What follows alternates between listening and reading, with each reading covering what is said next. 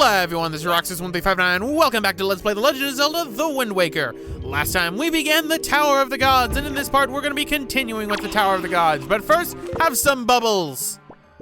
Roxas hates bubbles. I hate bubbles. Go away. Now die. Stupid bubbles. This room right here is rather annoying because of the bubble that's off on the center right there. We're gonna get damaged by him a lot because we have to stop ourselves while we're swinging. And that's why I hate this room. Because I hate this bubble. This specific bubble. I always remember this specific room because of the bubbles. Luckily, even though we're on fire and we have a rope, we luckily don't fall to our death. Otherwise, I'd call Major Bull. Stop laughing at me. Stop laughing at me. Just go away, Bubble. No one likes you. No one likes this flying skull. I know I don't like this flying skull. I like its design a lot more than the design from inside of Legend of Zelda Ocarina of Time and Majora's Mask. But don't worry, we're soon gonna have a way of dealing with bubbles and everything else soon. But first things first, I gotta get close enough before I trigger this bubble. Okay, let's throw the grappling hook, which one thing I love about Wind Waker is you use your items throughout the game. They're not just the dungeon specific item that you use just one time. No, you use these actively throughout the rest of the game, especially in the case of, like, the grappling hook, for example. We've been using the grappling hook like crazy over the last, well, how many hours have we been playing this game at this point? I'd assume 7? Which is great. I love that we're constantly using our items and they're not just one-time use only. That's a problem actually I have with Twilight Princess going into that, so hopefully that gets a little bit mitigated inside the HD port, but I doubt it will, unfortunately. Especially the spinner, that's the main thing whenever I complain about the use of items. But anyway, go on this bridge and play the command melody, and we can show what it does. What the command melody does is it allows you to take control of other characters. In this case, the living statues. And we can just hop on over very slowly. As you can see on the map, whenever you're playing the command melody, purple indicates where Link is. So, just hit the right button to return, and now we can continue onward. So, let us throw our grappling hook. You know, it's a good thing that we got this from Medley because otherwise we wouldn't have been able to do that. So pretty much, I guess everyone who went to the Tower of Gods just ended up getting a grappling hook because it seems very specific to have. Anyway, hit this switch right here and that door will reveal itself. So what we need to do is we need to put our little stony friend on here. And of course, this again. Stony, stay. All right, now first things first, Bubble, get over here. Or just talk to the King of Red Lions.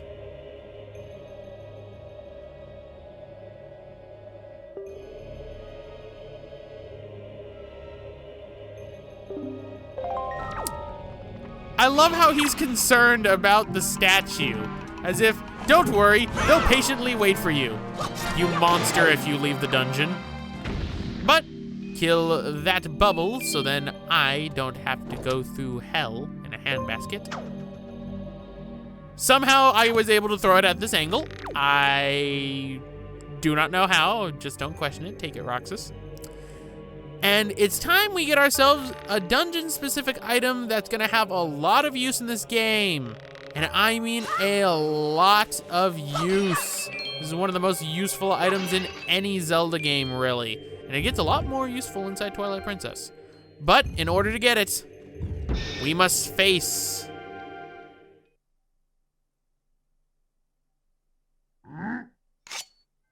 the Iron Knuckle. Yes, I am pretty specific that these are Iron Knuckles. So, Iron Knuckles, what do they drop? Well, you can't pickpocket them when they have their armor on. So what we need to do is we need to do a little bit of reaction commands against these guys. So, take off their helmet, take off their armor, cut them down to size, and we obtain Knight's Crests from Iron Knuckles. We're gonna need 20 of these in order to take back to Orca. If you remember correctly, we got a letter from Orca about Knight's Crest earlier inside the game. Now, their swords are powerful, so watch out. They also know Kung Fu. So they are basically Keanu Reeves, only as dogs. It's rather interesting design choice that they went with the Anubis sort of jackal design for them. But there we go. That defeats our first Iron Knuckle. There's not too many of them in the game, actually, so make sure you stock up on those Knight's Crests whenever you fight an Iron Knuckle, because you're not always going to be guaranteed one. But get a bunch of rupees and hearts, which is what I need. Now what I want is I want their sword, so I can break these, because we can get hearts from them. This is a very powerful sword. I equivalent this to the Big Oron sword from Legend of Zelda, Wind Waker. I pretty much equivalent this to the Big Oron sword from Ocarina of Time. But open up the chest and we get one of the most useful items ever. The bow, the hero's bow. Sweet. Oh, I need this. Hold the button to knock an arrow and release the button to shoot an arrow. You can carry up to 30 of them. That's not a lot of arrows. And we don't have the ability to go to the fairies just yet to be able to upgrade our bow.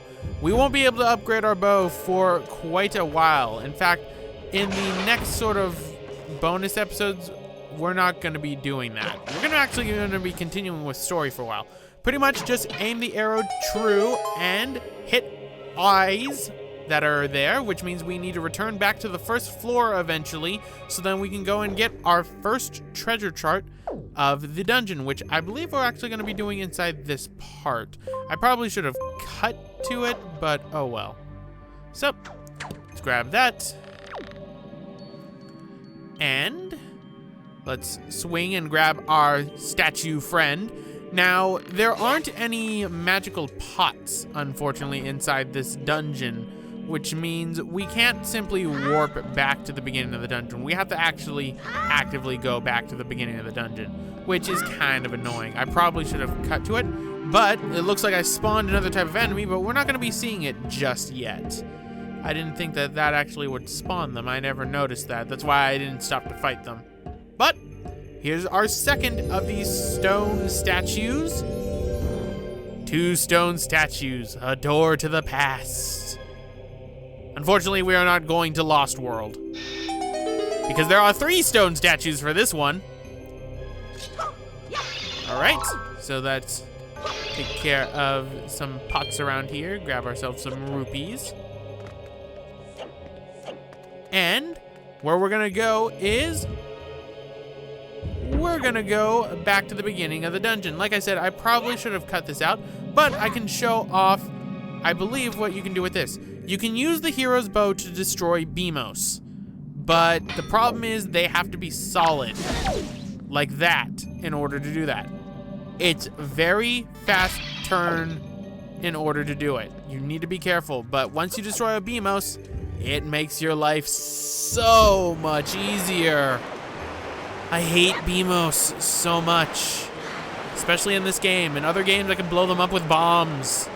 In this game, I have to destroy them with arrows. And again, you know, the more I think about it, the more I realize how Twilight Princess was supposed to be a sequel to Wind Waker. For those that don't know, Twilight Princess was supposed to be a sequel to Wind Waker, as you can find the Wind Waker inside of the game's data for Twilight Princess. However, they eventually changed the entire direction of the game. And pretty much you can tell that was supposed to be the case because a lot of cues from Wind Waker are inside of this game. Are inside of Twilight Princess, really. But what we're here for is hit the eye. And it reveals our first treasure chart of the dungeon. So let us see if we can get some arrows from this. Any arrows? Nope. Just a bunch of dead skulls. Probably past people who tried to prove their courage on the first floor. But there we go. Here's our first treasure chart. The second treasure chart is a little bit in an odd place, if you ask me. But we're gonna be getting it soon enough, so no worries. But let us head back to the beginning of the dungeon and we can spawn new enemies. Meet the Armos. Armos are protected on everything but the little jewel on their butt. Hit the jewel enough times, they do a little dance, and will eventually explode. Thank you. Armos are interesting in this game and how they're designed. Not the biggest fan of them, actually. I personally preferred the other versions of Armos that come inside the games later on. But we're done with that for right now, so let us wait for the water to come back up. Come on. Ever so slowly. And let's head back with the dungeon. Really, now that I think about it, we don't have any other small keys, I think, to deal with inside this dungeon. And the Beamos respond. Go away, Beamos. No one likes you. Okay, that rat just killed itself. That was very smart of it. All right, slow and steady. Again, I probably should have just cut this out, and then maybe I could have put it into the next episode, but then we would have had two 30-minute parts in one episode. And I'm trying my best to avoid 30-minute parts, because I know not everyone has time to watch a 30-minute part. That's why I don't try to do as long of videos. But then again, it doesn't really help for Final Fantasy X or the 27-minute episodes, because nobody has time for that either. This room. All right, so when dealing with the final one, we have keys that are right here. So, die. We have balance beams and scales to deal with. But inside this room, no, actually tell a lie, there is another small key that we're gonna be grabbing. We need more small keys, so this is a dungeon in which we actually use small keys.